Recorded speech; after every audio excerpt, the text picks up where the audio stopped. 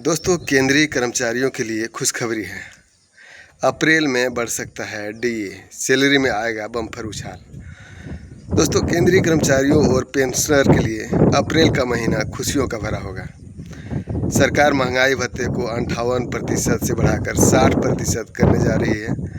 यह बढ़ोतरी 1 जनवरी 2026 से लागू होगी, जिसका मतलब है कि कर्मचारियों को अप्रैल की सैलरी के साथ साथ पिछले 3 महीनों का बकाया एरियर भी मिलेगा। 8वें वेतन आयोग के गठन के बाद यह पहली बड़ी घोषणा है। दोस्तों, 7वें वेतन आयोग के खत्म होने और 8वें वेतन आयोग के लागू होने के बीच सरकार कर्मचारियों को बड़ा तोहफा देने जा रही है। अप्रैल के दूसरे हफ्ते में महंगाई भत्ते डीए में 2% की बढ़ोतरी का ऐलान हो सकता है, जिससे यह 58% से बढ़कर 60% हो जाएगा। क्या और कैसे बदलेगी आपकी सैलरी? दोस्तों, 60% हुआ महंगाई भत्ता। बता दें कि भत्ता अभी तक कर्मचारियों को उनकी मूल सैलरी यानी कि बेसिक पे पर 58% डीए मिलता था। अब इसे बढ़ाकर 60% किया जा रहा है। भले ही यह 2% दिखे, लेकिन 2 करोड़ से ज़्यादा कर्मचारियों और पेंशनर के लिए यह बढ़ती महंगाई के बीच एक बड़ा सहारा है। 3 महीने का पैसा एक साथ मिलेगा।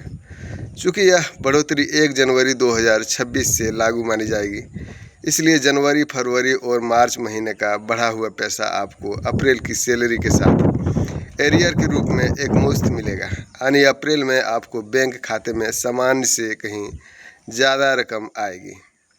देरी की वजह क्या है और 8वां वेतन आयोग के बारे में? दोस्तों, डीए के ऐलान में देरी इसलिए हुई क्योंकि 31 दिसंबर 2025 को 7वें वेतन आयोग का समय खत्म हो चुका है। अब देश 8वें वेतन आयोग के दौर में प्रवेश कर चुका है। सरकार इस उलझन में थी कि नए नियमों के तहत गणना कैसे हो, लेकिन फिलहाल पुराने फार्मूले से ही राहत देने का फैसला किया गया है।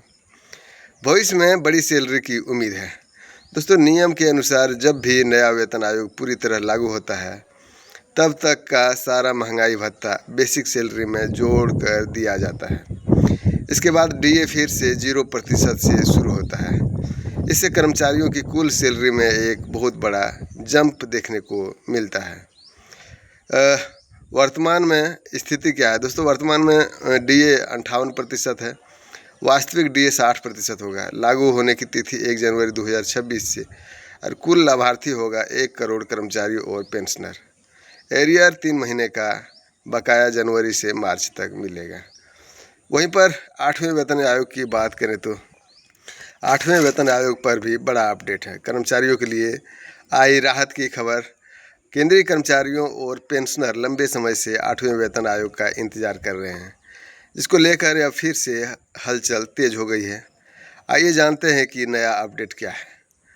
दोस्तों, बता दें कि केंद्रीय कर्मचारियों और पेंशनर लंबे समय से 8वें वेतन आयोग का इंतजार कर रहे हैं, जिसको लेकर यह फिर से हलचल तेज हो गई है।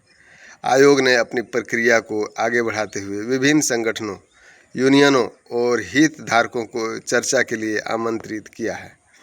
आयोग के पास अपनी रिपोर्ट देने के लिए अब ज़्यादा वक्त नहीं बचा है। 3 नवंबर 2025 को आयोग का गठन किया गया था। तय समय के अनुसार आयोग के पास करीब 13 महीने का वक्त शेष है।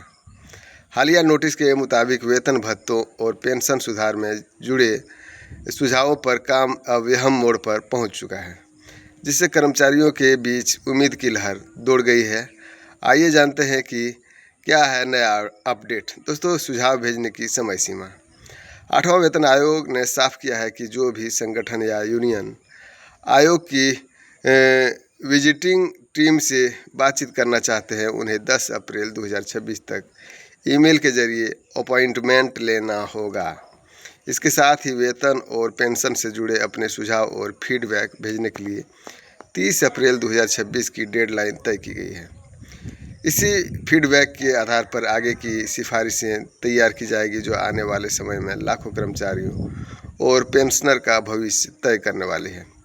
राज्यों के दौरे से जुटाए जाएंगे सुझाव। दोस्तों, आयोग अब सीधे ज़मीनी स्तर पर फीडबैक लेने की तैयारी में है। आयोग ने अपने दौरे की शुरुआत करने का फैसला लिया है। 30 मार्च की घोषणा के मुताबिक टीम की पहली विजिट उत्तराखंड से होगी। इस दौरान टीम वहां के संगठनों और संस्थाओं से बातचीत कर उसकी राय लेगी ताकि रिपोर्ट को और बेहतर बनाया जा सके।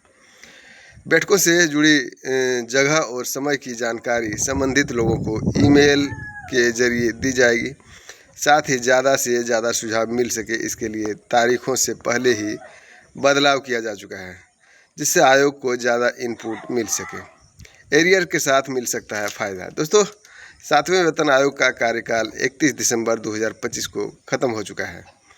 ऐसे में उम्मीद की जा रही है कि 8वां वेतन आयोग की सिफारिशें 1 जनवरी 2026 से लागू मानी जा सकती है। अगर ऐसा होता है तो कर्मचारियों और पेंशनर को एरियर के रूप में अच्छा खासा लाभ मिलने की उम्मीद है। अच्छा खासा की बात करें तो लेवल 1 से 18 तक की कर्मचारी है, और लेवल 1 का जो कर्मचारी है वो निचले कर्मचारी कहलाता है, छोटा कर्मचारी कहलाता है, जिसका मूल वेतन अभी 18,000 रुपया है। अभी उसके फ़िलहाल 30 से 35,000 रुपया मिलता है TADA और तमाम चीज़ें लेके। वहीं पर अगर फिटमैन फैक्टर 3.0 या फिर 2.57 भी रहता है तब भी कर्मचारियों का बेसिक सैलरी मूल वेतन 50 से 60,000 रुपया पहुँच जाएगा। इस तरह उसका सैलरी की बात करें तो 1 लाख के आसपास पहुंच जाएगा। वहीं पर लेवल 18 जो है उसका अभी 7वें वेतन आयोग के तहत 1.5 लाख रुपया मूल वेतन मिलता है। उसे TADA और तमाम चीज़ों को लेके 5 लाख से ज़्यादा सैलरी मिलता है। उसकी बात करें तो उसे 10 लाख के आसपास मिलेगा सैलरी 8वां वेतन आयोग में। वहीं पर बात करें TADA तो आप सुन ही लिए कि अप्रैल में आपको DA 2% बढ़ाएगा। वहीं पर 18 महीने के एरियर जो बकाया है आज तक नहीं दिया है कर्मचारियों को। इसी से पता चलता है कि सरकार की नीयत क्या है। दोस्तों, वहीं पर बड़े मीडिया पर सवाल उठता है, जैसे आज तक का अंजना ओम कश्यप हो, श्वेता सिंह, चित्रा त्रिपाठी, नेहा वथम, सईद अंसारी, इंडिया TV का रवीश कुमार, प्रणव प्रसून वाजपेयी, संदीप चौधरी, सुधीर चौधरी या तमाम बड़े मीडिया चैनल, जिसने कभी भी कर्मचारियों के हित में आवाज़ नहीं उठाया। मैं समझता हूँ कि कर्मचारियों के हित में आवाज़ उठानी चाहिए ताकि सही समय पर 8वां वेतन आयोग लागू हो या फिर जो भी बकाया है वो मिले।